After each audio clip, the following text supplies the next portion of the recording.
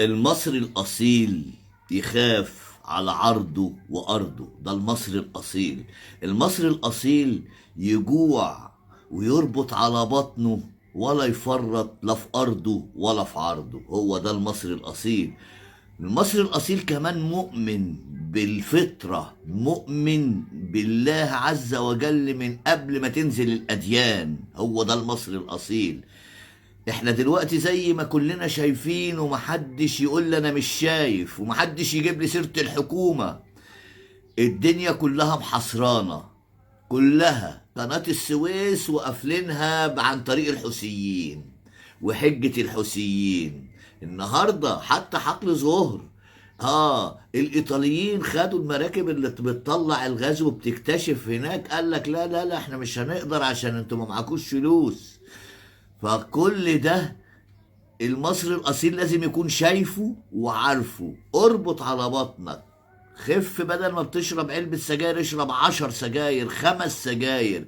خفوا وعشان نقدر نعدي من الغمة اللي احنا فيها دي والأزمة اللي احنا فيها دي. الأزمة دي الدنيا كلها حاطة علينا القريب قبل الغريب. خدوا بالكم، فين بقى المصري الأصيل اللي ما بيتكلمش الله في الحاجات المهمة وينصح الناس اللي حواليه؟ إذا كان شيخ على منبر، إذا كان مدرس في مدرسة، إذا كان عالم، إذا كان صحفي، إذا كان أي ما كان قاعد على القهوة، لازم يكون شايف اللي بيحصل حوالين منه، لأنه هو ده المصري الأصيل. أما المصري اللي مش أصيل بقى لأنه مش أصيل، فهو أساسه مش مصري، ملعوب في أساسه يعني من الآخر كده. فده اللي هتلاقيه عمال ينقم وعمال يقول الحكاية والرواية والليل وعمال يغني ظلموه هو واللي يعرفه واللي شبهه. خدوا بالكوا يا ناس، احنا في غمة وربنا يعديها على خير. خدوا بالكوا يا مصر يا أصيل، خد بالك، المصري الأصيل ده بيتضرب بيه المثل.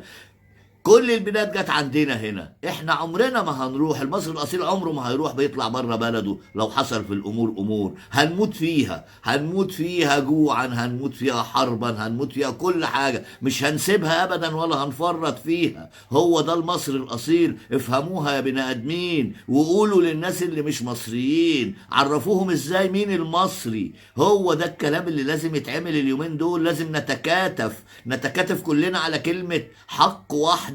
خدوا بالكوا، ده احنا مذمومين، عارفين يعني ايه مذمومين ومتحاصرين. واللي فينا اللي بياكلوا اكلنا ويغلوا علينا عيشتنا، اللي هم مش مصريين اساسا، دول ملعوب في اساسهم. لازم تبقوا فاهمين ان الناس دي مش مصريين، ملعوب في اساسهم. خدوا بالكم الكلام. نهاركم ابيض وجميل، وربنا يعدي اللي احنا فيه ده على خير وسلام. هي العام ده يعدي بس. لازم تستحملوا يا ناس، لازم تستحملوا يا بشر. نهاركم جميل، نهاركم سعيد، وربنا معانا أجمعين.